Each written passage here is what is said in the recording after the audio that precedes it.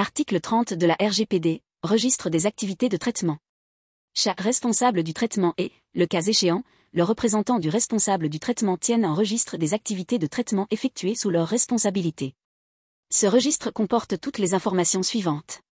A. Le nom et les coordonnées du responsable du traitement et, le cas échéant, du responsable conjoint du traitement, du représentant du responsable du traitement et du délégué à la protection des données.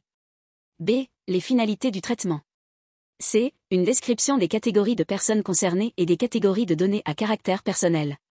D. Les catégories de destinataires auxquelles les données à caractère personnel ont été ou seront communiquées, y compris les destinataires dans des pays tiers ou des organisations internationales. E. Le cas échéant, les transferts de données à caractère personnel vers un pays tiers ou à une organisation internationale, y compris l'identification de ce pays tiers ou de cette organisation internationale et, dans le cas des transferts visés à l'article 49, paragraphe 1, deuxième alinéa, les documents attestant de l'existence de garanties appropriées.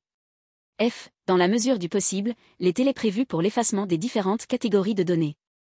G. Dans la mesure du possible, une description générale des mesures de sécurité technique et organisationnelle visées à l'article 32, paragraphe 1.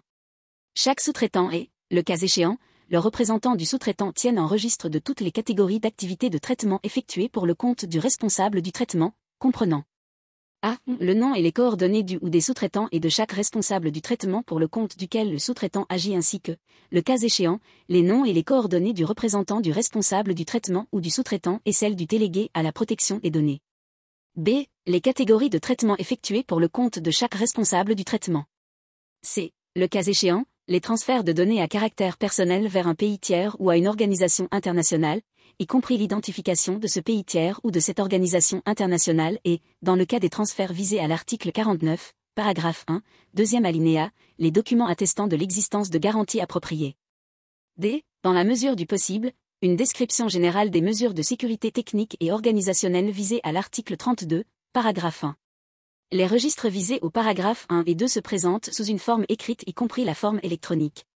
Le responsable du traitement ou le sous-traitant et, le cas échéant, leurs représentants mettent le registre à la disposition de l'autorité de contrôle sur demande. Les obligations visées au paragraphe 1 et 2 ne s'appliquent pas à une entreprise ou à une organisation comptant moins de 250 employés, sauf si le traitement qu'elle effectue est susceptible de comporter un risque pour les droits et des libertés des personnes concernées, s'il n'est pas occasionnel ou s'il porte notamment sur les catégories particulières de données visées à l'article 9, paragraphe 1, ou sur des données à caractère personnel relatives à des condamnations pénales et à des infractions visées à l'article 10.